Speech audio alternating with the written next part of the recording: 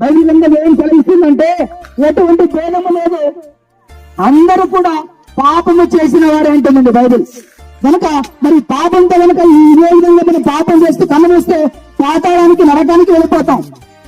మరి పాపం నుంచి విముక్తి కలిగించేవారు ఈ పాపం కడుక్కోవాలంటే ఏం చేయాలి అని ఈ ప్రపంచాన్ని దేవుడు ప్రేమించి ఏం చేశాడంటే ఒక మహా కార్యక్రమం ఏర్పాటు చేశాడంటే 2000 సంవత్సరాల క్రితం యేసుక్రీస్తు ప్రభుల వారిని లోకానికి పంపించి ఆయన రక్తం కాల్చడం ద్వారా ఈ ప్రపంచానికి పరిశుద్ధతను ఏర్పాటు చేశాడండి.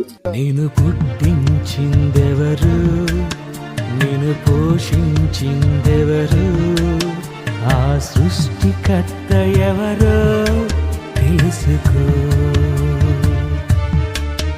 ఈ భూమిలోకొచ్చిందిప్పుడు నీ తల్లి తండ్రి తండ్రులెవరు, నీవెవరి సంతానమో తెలుసుకో.